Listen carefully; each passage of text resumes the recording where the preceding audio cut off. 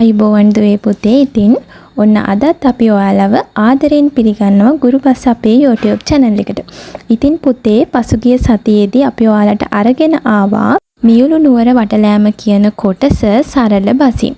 ඉතින් පුතේ අපි හිතනවා එදා පාඩමේදී ඔයාලට වචනවල තේරුම් දැනගන්න පුළුවන් වෙන්නේ නැති කියලා. නමුත් අපිට මගහැරුණු මොකක් හරි වචනයක් තිබුණොත් ඒක ඔයාලට අපරාධයක් නිසා අපි හිතුවා අපි ඔයාලට අරගෙන ආපු මේ වීඩියෝ එකෙන් මියුළු නුවර වටලෑම කියන පරිච්ඡේදයේ තිබුණු අමාරු වචනවල අර්ථය ඔයාලත් එක්ක කතා කරන්න. ඉතින් එහෙනම් වැඩි කතා නැතුව අපි පාඩමට යමු. ගිහින් ඔයාලට තවත් පුංචි මතක් කිරීමක් කරන්න තියෙනවා. අපි සතරකම් මන්ත්‍රණයේ පාඩමට අදාළව වීඩියෝ ගණනාවක් ඔයාලට අරගෙන අවිල්ලා තියෙනවා. ඉතින් ඒ වීඩියෝ වල ලින්ක් එකත් අපි පහළ ඩිස්ක්‍රිප්ෂන් බොක්ස් එකේ දාලා තියෙනවා. ඉතින් ඒ වීඩියෝ බලපු නැති කෙනෙක් ඉන්නවා නම් මේ වීඩියෝ එක බලන්න කලින් ඒ වීඩියෝ බලලා එන්න කියලා මතක් කරනවා. එහෙම වුණොත් ඔයාලට මේ සතරකම් මන්ත්‍රණය කියන පාඩම ගැන හොඳ අවබෝධයක් ලබා ගන්න පුළුවන්. එහෙනම් අපි බලමු සතරකම් මන්ත්‍රණය පාඩමේ එන මියුළු නුවර වටලෑම කියන පරිච්ඡේදය තුල තියෙන අමාරු වචන මොනවද කියලා. බනවා කියලා කියන්නේ පුතේ අමතා කියන එක. තල්පැන්පලක් කියලා කියන්නේ තල් කුරුම්බාවක්. දෙපයින් මැඩගෙන කියලා කියන්නේ පුතේ දෙපය පාගාගෙන. පසමිතුරා කියලා කියන්නේ සතුරට. අටලොස් අක්ෂෝභිනියක් කියලා කියන්නේ පුතේ විශාල සේනාවක්.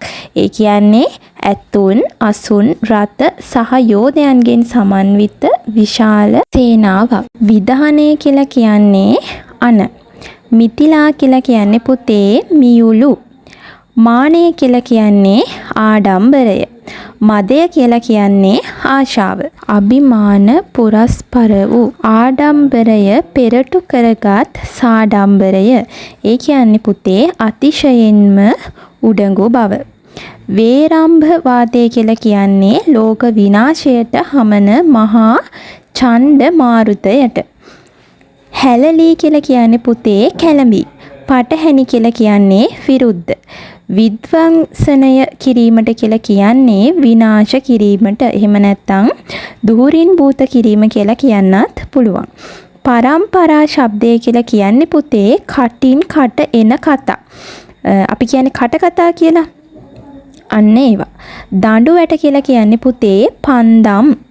යොදුන කියලා කියන්නේ පුරාණ මිනුම් ඒකකයක්. වර්තමානයේ සැතැපුම් 4ක්. ඒ කියන්නේ සැතපුම් වලින් නම් සැතපුම් 4ක වගේ ප්‍රමාණයක් තමයි යොදුනක් කියලා කියන්නේ.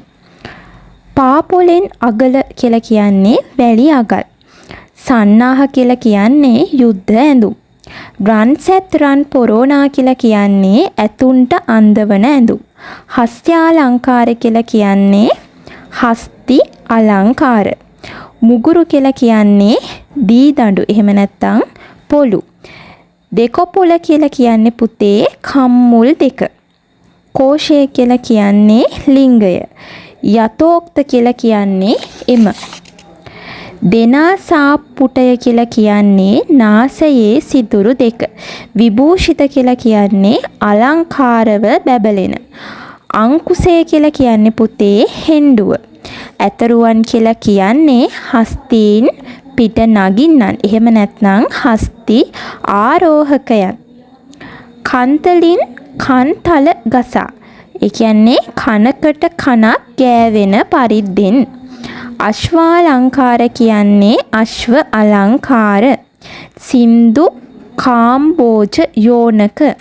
ඒ කියන්නේ උතුම් අසුන් පිළිබඳ ප්‍රකට වූ ඉන්දියාවේ සින්දු කාම්බෝජ ප්‍රදේශ හා ග්‍රීසිය. ප්‍රතිමණ්ඩිත කියලා කියන්නේ සියල්ලෙන්ම සම්පූර්ණ. කාහල කියලා කියන්නේ පුතේ නලා. ශ්‍රවය කියලා කියන්නේ බෙල්ල. රතාලංකාර කියලා කියන්නේ රත අලංකාර. ධ්වජ පඩ්ඩිති කියන්නේ කොඩි පේලි. සයින්ධවයා කියලා කියන්නේ අශ්වයා. හියෝර කියලා කියන්නේ ඊතල දමන කොපුව. ධනුද්දරයන් කියලා කියන්නේ දුනුවායන්. උපලක්ෂිත කියලා කියන්නේ මනාව අලංකාර වූ සරහන ලද රියසක කියලා කියන්නේ කරත්ත රෝදය. සමතිස් පෙරුම් කියලා කියන්නේ පුතේ සමාන වූ පාරමිතා 30ක්. බෝධි ද්‍රමයක් කියලා කියන්නේ බෝගසක. එහෙම නැත්නම් බෝධාමයක. බෝධිපාක්ෂික ධර්ම කියලා කියන්නේ අවබෝධයට මුල්වන පාරමී. විදුරසුන් කියලා කියන්නේ වජ්‍ර ආසනය. අනන්‍යතර කියලා කියන්නේ වෙනත්. ශක්ති කියලා කියන්නේ අඩ යටි. එහෙම නැත්නම් හෙල්ල. හෙන්ඩිවාල කරවාල කියලා කියන්නේ අනින ආයුධ වර්ග. අසි කියලා කියන්නේ කඩු. අනේක ප්‍රකාර කියලා කියන්නේ නොයෙක් ආකාර. බාහුව කියලා කියන්නේ උරහිස. ඔල්වර හඬ කියලා කියන්නේ පුතේ ප්‍රීතිනාදය. පනන්නාහු කියලා කියන්නේ පනිමින්. සමාධියෙන් කියලා කියන්නේ සිතිවිල්ලෙන්. හස්ත්‍යාශ්වාදී කියලා කියන්නේ හස්ති අශ්ව ආදී. පලන් කියලා කියන්නේ පැලඳි. මෝහන්ධකාරය කියලා කියන්නේ අවිද්‍යාව නැමැති අඳුර. හෙලියෝ කියලා කියන්නේ ආලෝකමත් වූ. සක් ඒ කියන්නේ හක්ගෙඩි. සින්නම්හර ඒ කියන්නේ හොර නෑව. ගැට පහටු ඒ කියන්නේ ගැට බෙරය. පංචාංගික කියලා කියන්නේ පුතේ පංච අංග ඒ කියන්නේ පස් ආකාර අංග. අනූන කියලා කියන්නේ නොඅඩු. මිතිලා කියලා කියන්නේ මියුළු. හාත්පස කියලා කියන්නේ සම්පූර්ණයෙන්ම එහෙම නැත්නම් වටේම. කැන කියලා කියන්නේ හාරා. ගහන කියලා කියන්නේ බොහෝ වූ. එහෙම නැත්නම් පිරුණා වූ. අවස්ථා පිළියමක් කියලා කියන්නේ වේලාවට සුදුසු ප්‍රතිකාරයක්. සාදුක කියලා කියන්නේ පිපාසය. එහෙම නැත්නම් තිබහ. පැන් පුවහොත් ඒ කියන්නේ වතුර පෙව්වොත්. අස්වැසීම සැනසීම ඉක්බිති අනතුරුව. මස්තකයේ ඒ කියන්නේ උඩ. එහෙම නැත්නම් මුදුනේ. රග්ගල් තලාව ඒ කියන්නේ පැරණි සාහිත්‍යයේ දැක්වෙන එවන් නමක් සහිත සුවිසල් ගල් පර්වතයක්. කැටක් එහෙම නැත්නම් කැටයක් ඒ කියන්නේ ගල් කැටයක්. මුලක් කියලා කියන්නේ පුතේ රංචුවක්. බඩබන් කඩ ඒ කියන්නේ ඉනේ බඳින රෙද්ද. අස්වාමික කොට අහිමි කොට. නිගණ්ඨ ඒ කියන්නේ වස්ත්‍ර නොअඳින පිරිස.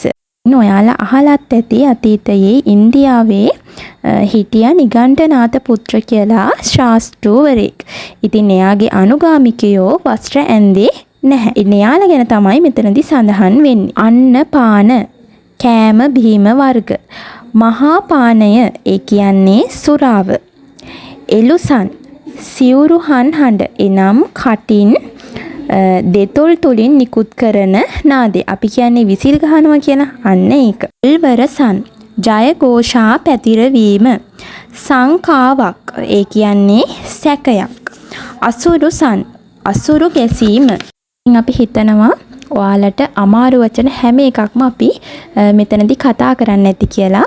ඉතින් මොකක්ම හරි වචනයක් අපිට මග ඇරුණා නම් ඒ වචනේ ඔයාලට තේරෙන්නේ නැත්නම් පහලින් කමෙන්ට් එකක් දාන්න. ඉතින් අපිට පුළුවන් එතකොට ඒකටත් පිළිතුරු ලබා දෙන්න. ඉතින් මේ වීඩියෝ එක ඔයාලට ගොඩාක් වැදගත් වෙයි කියලා හිතනවා. ඔයාලට වැදගත් වුණා වගේම ඔයාලගේ යාළුවන්ටත් වැදගත් වෙයි කියලා හිතනවා නම් එයාලටත් බලන්න මේ වීඩියෝ එක ෂෙයා කරන්න කියලා මතක් කරනවා. එහෙනම් අපේ channel එක subscribe කරලා තියාගන්න. එතකොට ගුරුබස් අපි channel එකට වීඩියෝ එකක් දාපු ගමන්ම ඔයාලට බලන්න පුළුවන්. එහෙනම් අදට අපි ගිහිල්ලා එන්න ආයෙත් දවසක අලුත් කොටසකින් හමු වෙමු. එතකන් ඔයාලා සතුටින් පරිස්සමෙන් ඉන්න.